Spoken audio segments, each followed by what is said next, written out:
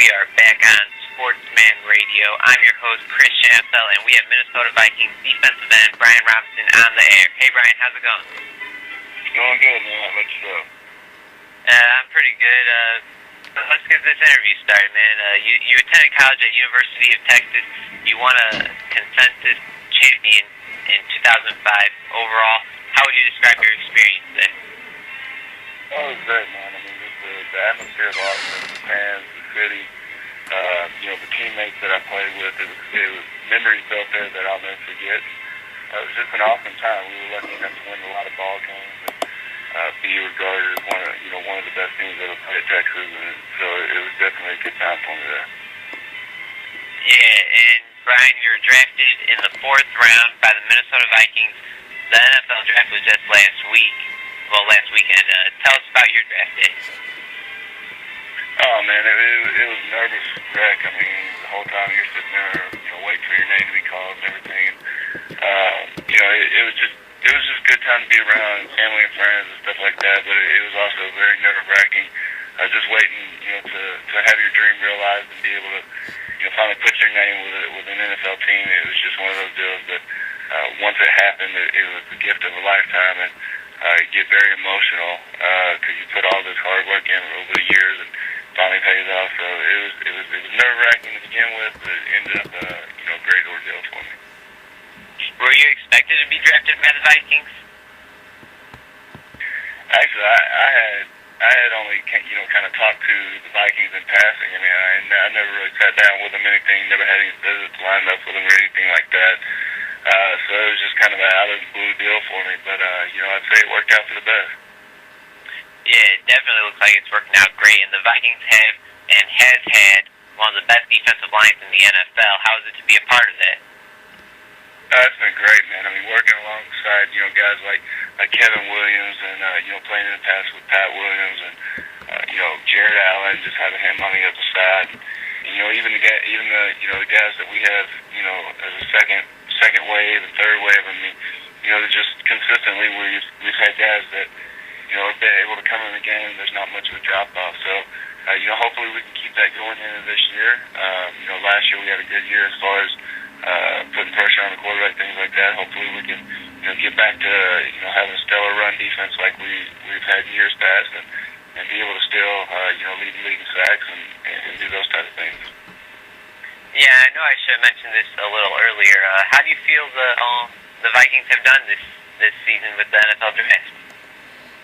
It's one of those things that are interesting with the NFL draft. You always get new guys in, and a lot of players get a lot of hype. They, come in as, the greatest that's ever played the game and stuff like that, and then they, don't show up. So for me, I always kind of look at it as a way of looking at players that are new and saying, this is basically a fresh start. This is where you start building your resume. All the things you've done in the past really doesn't mean anything.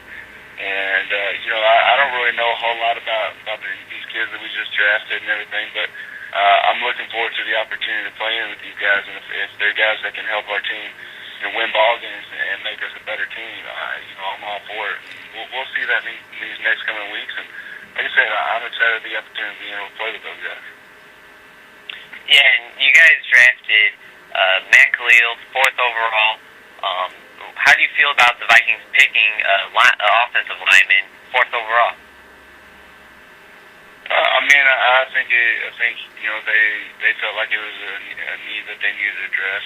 Give Christian some help on that offensive line, things like that. We lost 2 starting guards, so we had to fill up some holes there.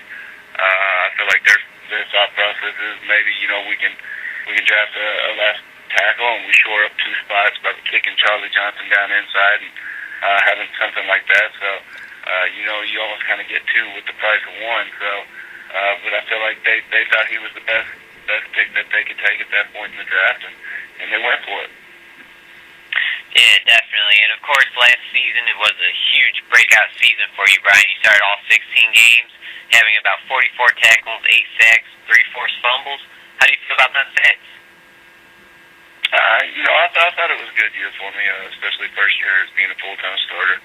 I thought it did a lot of things that put me on the map, but I feel like there's still a lot of things that I can do better. And, that's the point with me in this game is every year I go into it wanting to be better than I was the year before. And so hopefully I can do that again this year. You know, we've been watching a lot of film with, you know, our new D-line coach, B. Daly, who kind of has a similar background as Coach Carl Dunbar. So, you know, not a lot of things are going to be new for us, but we've done a lot of things as far as sitting down and, you know, him showing me, you know, these are things that you've done really well last year, and these are a few things that we need to work on. And, you know, luckily for me, I can honestly look at the tape and say there's a lot more things that I've done well than I need to work on. But, you know, I don't think I've still reached the full potential of where I can get. And hopefully, you know, that next year is one of those years that I can do that. Yeah, so how are OTAs going for you? It sounds like everything's been going all right this off-season, right? Yeah, man, been training hard. Weights are getting heavy.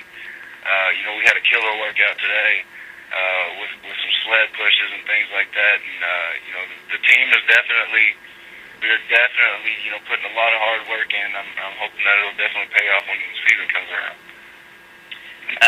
Any status on Adrian Peterson? How's his health? You know, I think he's doing good. You know, obviously I can't comment on any of the stuff that goes on in there, but I think he's doing well. I think he's got a lot of confidence going into it, and you know, hopefully he can be ready for us when the season starts. Yeah, and Brian, I just got a few more questions, and of course I'll let you go.